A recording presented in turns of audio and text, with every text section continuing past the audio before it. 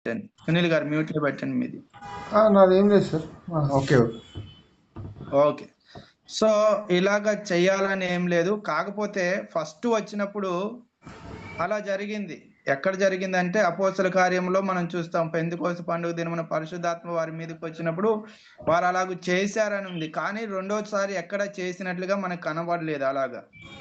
అంటే ఫస్ట్ సారి జనాలందరూ చూసినప్పుడు వీళ్ళు మద్యంతో మత్తులై ఉండిరా అన్నట్టుగా వాళ్ళు అలాగ చేశారు, ఫస్ట్ అనుభవం కాబట్టి.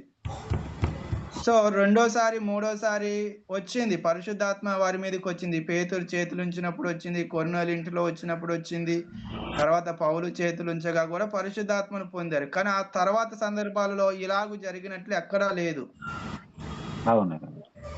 సో మనం వాళ్ళకి ఏం చెప్పాలంటే, అమ్మ పరిశుద్ధాత్మను పొందుకున్న కొత్తలో మనకు తెలియదు కాబట్టి ఇలా ప్రవర్తించాం, ఇలా చేసాం. కానీ తర్వాత కాలంలో మనం ఇలా చేయడం వలన ఇతరులకు ఇబ్బందికరంగా ఉంటుంది.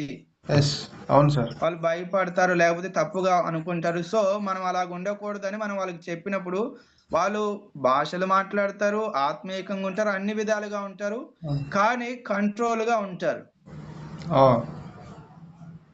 సో మనం అది చెప్పే విధానాన్ని బట్టే ఉంటుంది. సో మనం ఇప్పుడు బయట ఇప్పుడు మనకి భయంకరమైన విషయం ఏంటిదనంటే, క్రిస్టియానిటీలో శాఖలు ఎక్కువైపోవడం వల్ల సమస్యలు ఎక్కువ అండి. అది వాస్తవమే కదా, 100%.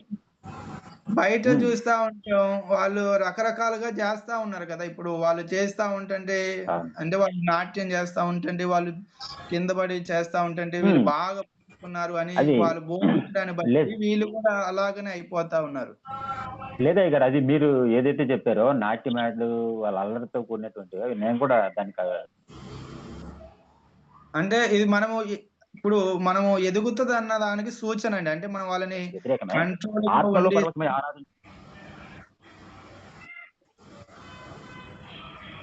అయితే వాళ్ళు మనము ఇలా ఇది ఏంటిదంటే ప్రత్యేకంగా ఉన్నప్పుడు పర్వాలేదు, అన్ని వేళలా కాదు అని చెప్తూ ఉన్నాను.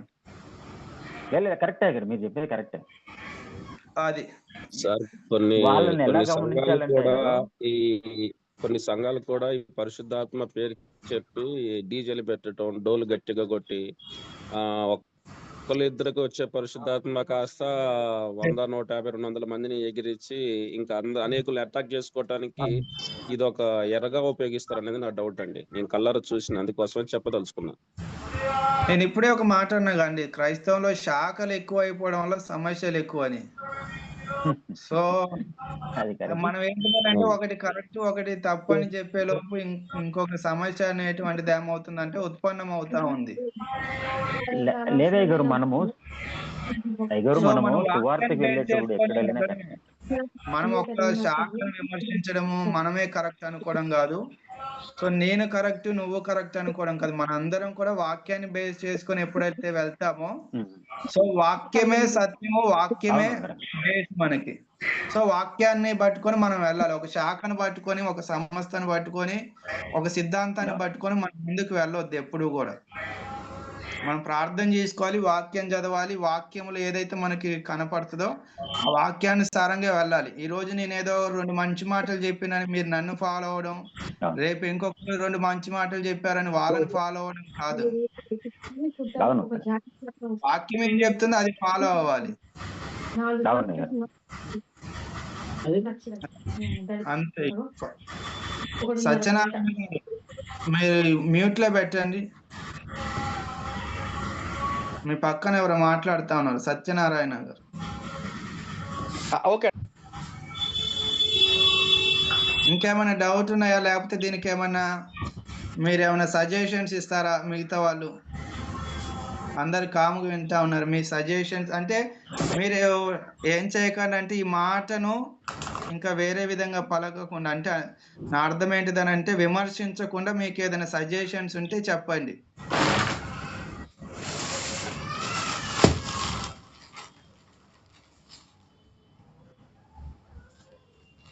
ఎందుకంటే ఇది కాంప్లికేటెడ్ విషయం అని చెప్పాను కదా. కొన్నిసార్లు ఇప్పుడు బయట ఎట్లుందంటే ఒక పదం పలికితే చాలు ప్రతి ఒక్కరి మనోభావాలు సో ఏం పలకాలన్నా, నా మాట పలకాలన్నా కానీ భయం వేసే పరిస్థితుల్లో ఉన్నాం. ప్రతి ఒక్కరి మనోభావాలు ఎందుకు దెబ్బతింటానే అర్థం కావట్లేదు. ప్రతి చిన్న మాటకి పెద్ద మాటకి అది సిద్ధాంతం రాద్ధాంతం అయిపోతుంది. సో అందుకని నేను చాలా జాగ్రత్తగా మాట్లాడుతా ఉన్నాను. అందుకని ఒకటే అండి, వాక్యమే మనకు ఆధారం. వాక్యాన్ని పట్టుకొని వెళ్దాం. ఓకే, సాతాను దూతలు లేదా దయ్యాలు. త్వరగా చెప్తాను, టైము మనకు ఆల్మోస్ట్ అయిపోవడానికి వచ్చింది. మీరు కూడా చాలా సేపటి నుంచి వింటూ ఉన్నారు. సో దయ్యాల గురించి బైబిల్లోనండి 120 సార్లు ప్రస్తావన ఉంది దయ్యాల ఉనికి గురించి. దాంట్లో అంటే మీ పాత వాయిస్ కట్ నిబంధనలో అవుతుంది. 6 సార్లు, కొత్త నిబంధనలో 104 సార్లు ఉంది.